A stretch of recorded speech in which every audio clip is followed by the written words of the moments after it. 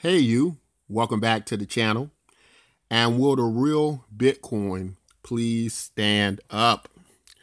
So, um, a few weeks ago, give or take, I had been looking into what was going on with Craig Wright, some of his claims that he was Satoshi, and kind of doing a little detective work.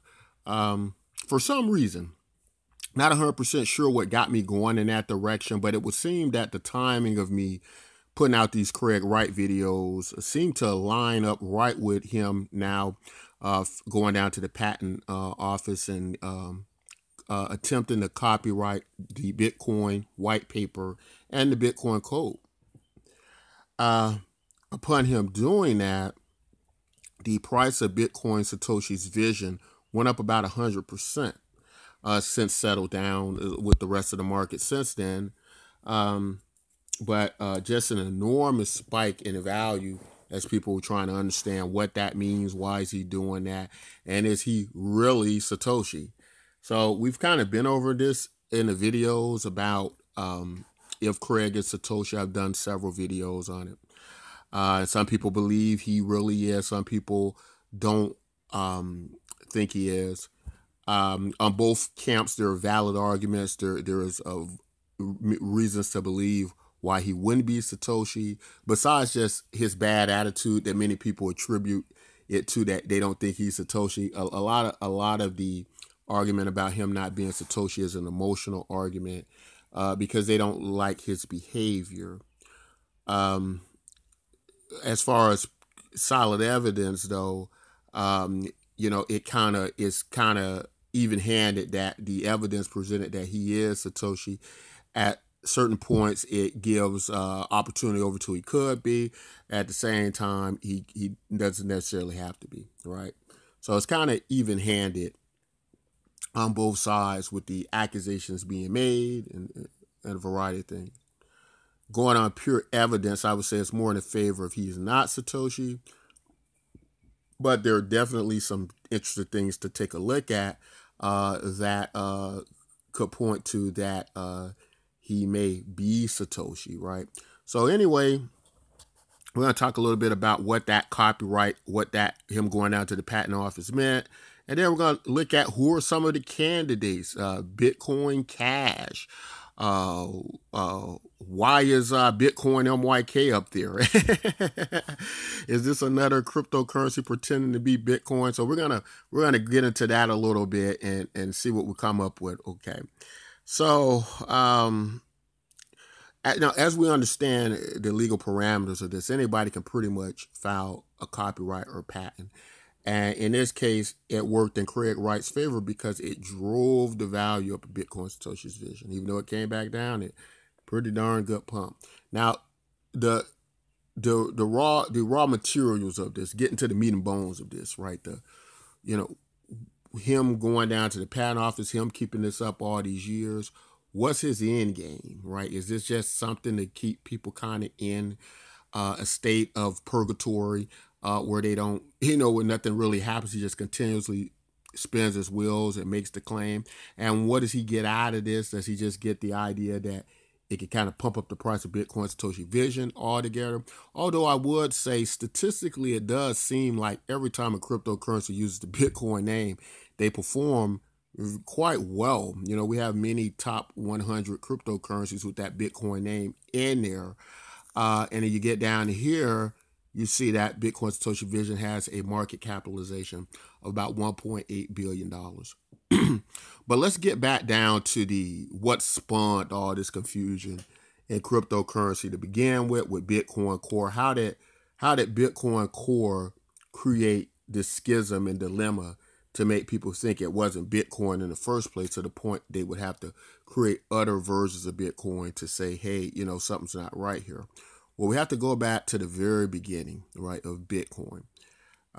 And the developments that happened with Bitcoin later, like SegWit and a variety of things. At the core of the white paper, it is the belief of groups like Bitcoin Cash and Bitcoin Satoshi Vision and some other people across the cryptocurrency space that Bitcoin, after SegWit, it went outside of the idea and the concept of what Bitcoin was.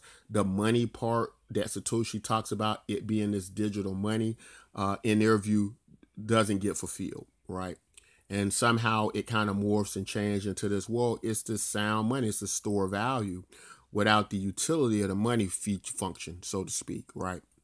And so this is at the core of the confusion, as well as the block sizes and increasing block sizes and a variety of things, and removing the signatures from the transactions, right?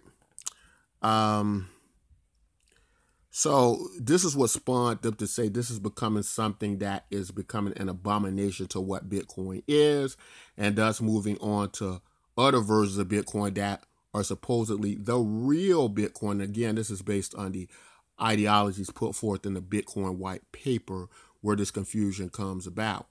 You have to read the Bitcoin white paper to know the difference if what are your idea, what you think Bitcoin is accurate and what isn't.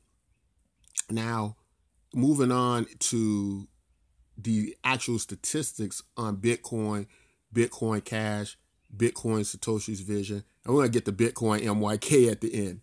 But Bitcoin Cash has about, it looks like about 20%, I believe. It's only about 20% the, I'm sorry, it's about 6%. I think the hashing power of Bitcoin and Bitcoin Satoshi Vision. I don't have the number in front of me, but it's about 4 times less than that than what Bitcoin Cash has. So there's huge differences. What this basically means, this is where the miners is putting their hashing power at. So the miners are saying this is what we believe to be so. Now there are some fundamental problems with this conceptually. Right, and we have to also consider this. We have to look at if Bitcoin is predicated on the miners saying that this is Bitcoin, right? First, when we take apart the mining situation, the miners going over to this, the miners are a minority pool that has the ability to even roll back Bitcoin and change Bitcoin.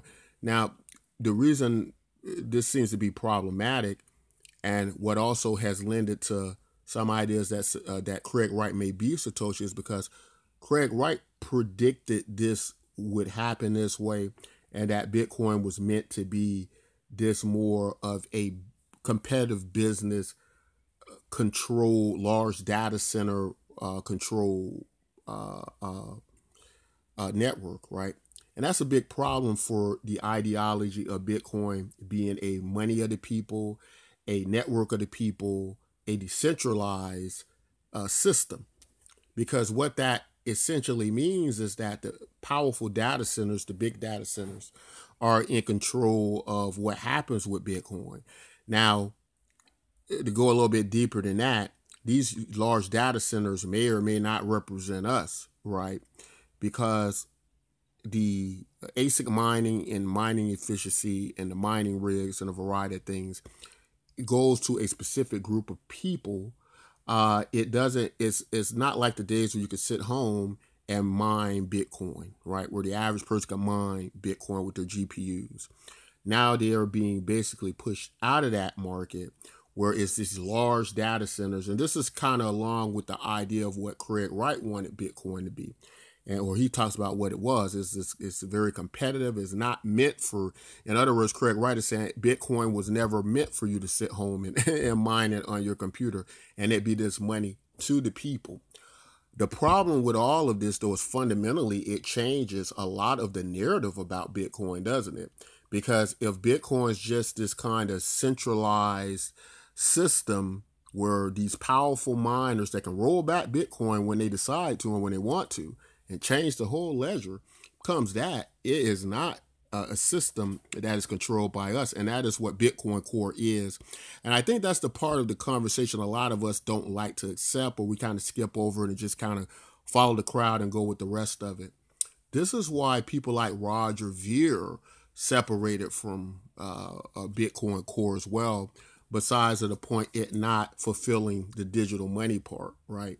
that it not being an efficient money. Same thing with Bitcoin Satoshi Vision. This is why they all split, right? Now, some people say, oh, well, you know, they just split because, well, they just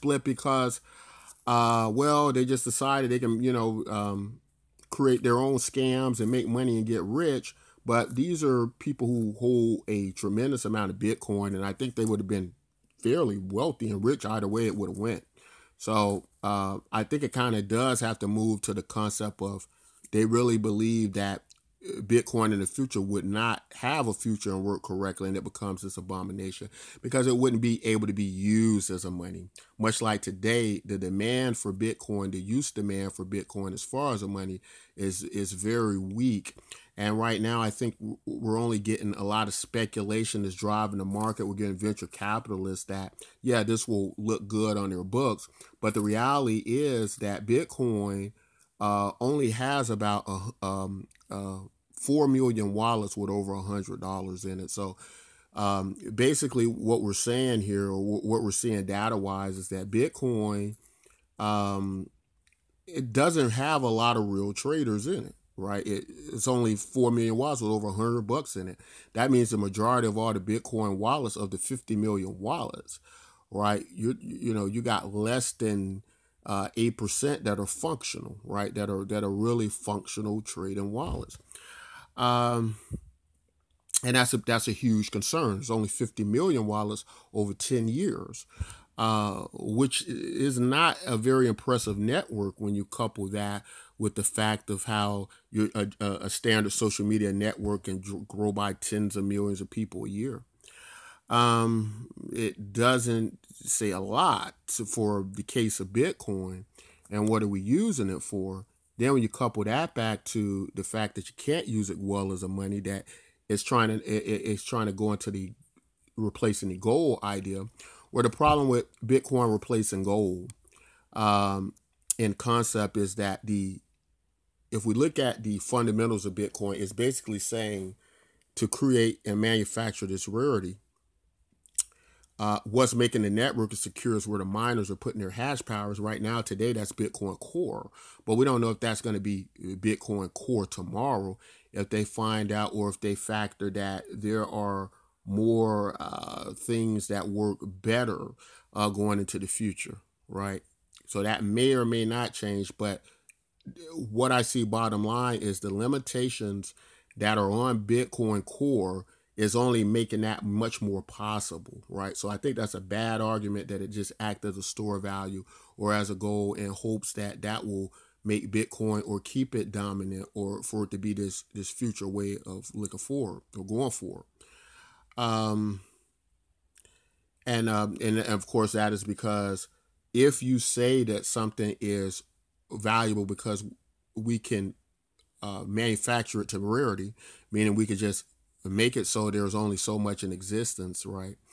And make the networks more secure, like Ethereum is secure. Some people feel Ethereum is the most secure network of them all.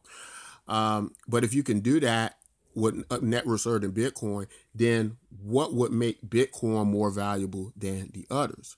And the answer would lie something in like branding, what branding is for it today. But it would also make it not be rare. And what do I mean by that? If you can create a group of cryptocurrencies that do the same function as Bitcoin, and they all are manufactured to rarity, meaning that they're just made to be rare. There's no other practical use of it. There's no great use of it as far as a money, a semiconductor. It's not used in religious ceremonies. None of those things outside the idea like what you get with standard gold that exists in Bitcoin.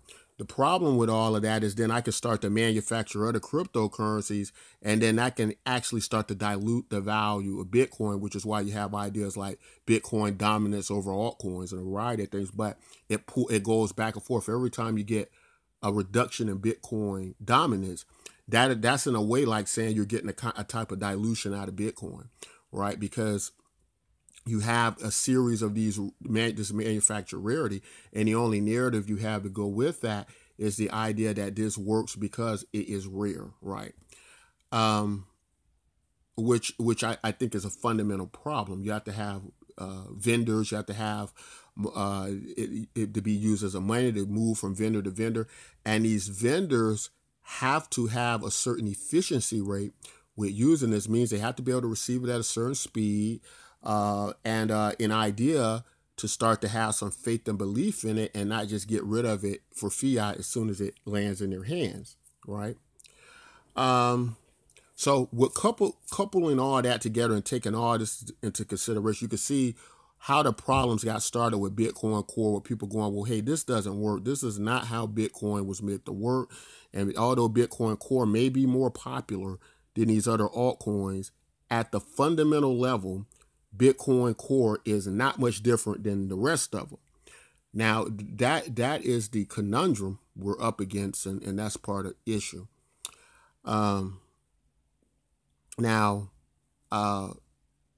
with all that put together, then it becomes hard to decide which is going to come out to be the best version of Bitcoin. And that's a question that's going to be hard to answer. It is easy to answer that question now based on a Bitcoin maximalist-like ideology, right? It is more simple to go, well, let's just stick to Bitcoin Core and not address all the other fundamental questions that come into play when we look at other altcoins that say they're the real Bitcoin, right? So that's something to think about, right? Let's talk about Bitcoin MYK project a little bit. How does it fit into this? And at the end, we're going to try to decide who's the real Bitcoin. So I was in a conversation with someone, and they asked me, they say, why would you choose the name Bitcoin MYK? If you choose a name like Bitcoin MYK, it sounds like Bitcoin Cash or Bitcoin Satoshi Vision. It sounds like another one of these altcoins pretending to be Bitcoin. And it can kind of throw up the idea of it feels scammy or if it's a scam or something to that degree. So I answered the person, well, you first have to understand the fundamental idea of why Bitcoin would be part of our project. We have to get some clarity with this to understand this. The Bitcoin MYK is not pretending to be Bitcoin. I would say it's more of an extension of Bitcoin, similar to what you get with Bitcoin Lightning, right? So in concept and theory, it's a complete misunderstanding of what you might get with an altcoin. Bitcoin MYK isn't bought by Bitcoin holders. It's integrated into Bitcoin holders, into the Bitcoin network in the way that it shares and inherits the Bitcoin ledger, and people can, in a relational value to the amount of Bitcoin they have, receive Bitcoin MYK. Now, this was important because Bitcoin MYK is a universal bridge cryptocurrency, meaning it allows you to move your cryptocurrencies from one blockchain to another. Now, to be clear, Bitcoin MYK, the network could work with any cryptocurrency. It could be Ethereum MYK. It could be Litecoin MYK, right? In that paradigm, Bitcoin MYK is but an extension. It is not the same as Bitcoin Cash that says we're Bitcoin, or Bitcoin Satoshi Vision that says we're the real Bitcoin. We're just an extension. We're like just an overlay, right? But in bringing that up, conceptually, does Bitcoin MYK fulfill probably to the best level and best degree what Bitcoin is supposed to be about? I would say accidentally and incidentally, yes, that it achieves what Bitcoin is supposed to be without claiming to be Bitcoin or being Bitcoin. In addition to that, I want to say that, because the Bitcoin name isn't that really that important to us, that at some point in the future, we'll probably end up just dropping the Bitcoin name. I think the only reason it is important at this point in time is just to be able to relate to Bitcoin holders, to say, well, this is for Bitcoin holders, right? We target Bitcoin because Bitcoin has the largest amount of wallets, okay?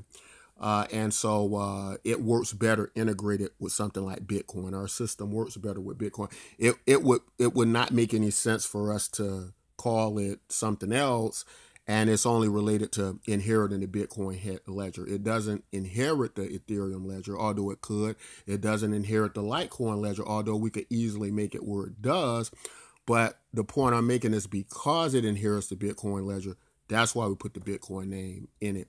Something fundamentally different from what you're getting with an entirely different blockchain like Bitcoin Cash or Bitcoin Satoshi Vision, where you actually have to now trade your Bitcoin for that cryptocurrency or buy it, right? With Bitcoin MYK, you never have to buy it as long as you hold Bitcoin. We use a protocol called the L-Drake equation, where we're able to match up your Bitcoin without you purchasing Bitcoin. You keep your Bitcoin in your wallet.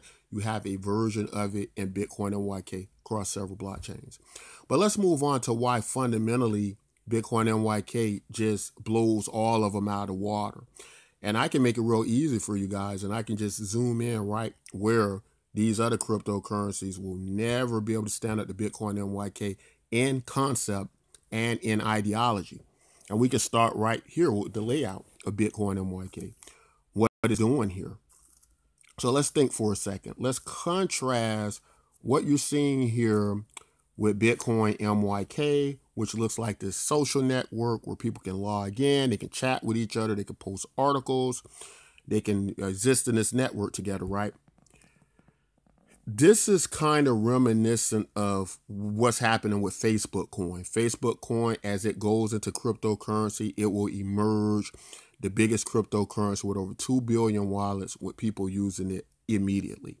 And why is that? It's because of this type of user interface, this identifiable one we've used throughout our internet lives for decades now, that is so easily identifiable. It's much easier for a person to come over and adopt this system, all right? Over 10 years, this Bitcoin has gotten only about 50 million wallets. Let's compare. What do you think is easier to do? Do you think it would be easier for a cryptocurrency that's put together similar to what you get with Facebook, that can grow tens of millions of people a year? Do you think it's more likely that something like this put together like a social media network could grow to 50 to 100 million wallets? Or do you think it's more likely that something like Bitcoin is taking over 10 years to get to 50 million wallets? And bear in mind, it's not even really 50 million. It's probably, think for a second. I have about 4 or 5 Bitcoin wallets myself. That's just me. And I'm sure most people have duplicate accounts, right? So that means you divide that by 50 million. That's not even 50 million. It's probably more like 10 million, right? We know it's only 4 million that has over $100 in it. So this is something that we really have to take a look at and try to understand what is more useful and what gets into the spirit of what Bitcoin is. So taking all that into consideration, if you have a system like this that maybe can grow 10 million, 20 million users a year, because it's going to be able to adapt to people who don't have the technical aptitude to even understand what Bitcoin is, wallets, private keys, the whole shebang, then it's probably going to be a bigger and more useful network to the average person, correct? In addition to that, thinking about and looking into the spirit of what Bitcoin is, when you think about the spirit of Bitcoin, is the spirit of Bitcoin for you, is it meant to be huge data centers of miners, running ASIC miners, controlling this network, that can decide when they want to do rollbacks, when they want to change Bitcoin, and how many of those people represent the Bitcoin cryptocurrency community? How many miners are there, right? How many miners are there in comparison to the people who are using Bitcoin, right? because I'm gathering that it's a great minority of miners to the average use of Bitcoin and how many people are out there, which means that we're being represented by a minority group. And I think that takes away from the spirit of Bitcoin. That does take away from everybody being able to sit at home and mine Bitcoin, because it's just not practical and they're not going to do it. So it's only going to be the big mining operations doing it, right? That's very impractical. And for them, but it also leaves something to be desired when we think about decentralization, and the fact that when Bitcoin does change, we won't have any say at all in those decisions. Just think about that for a minute and let that sink in, because when you have decentralization, there's another word that starts with a D that is actually part of decentralization's definition, and that is delegation and democracy, right? And so we skip over that a lot, quite a bit. And those are very important. But the delegated group doesn't necessarily represent the Bitcoin user.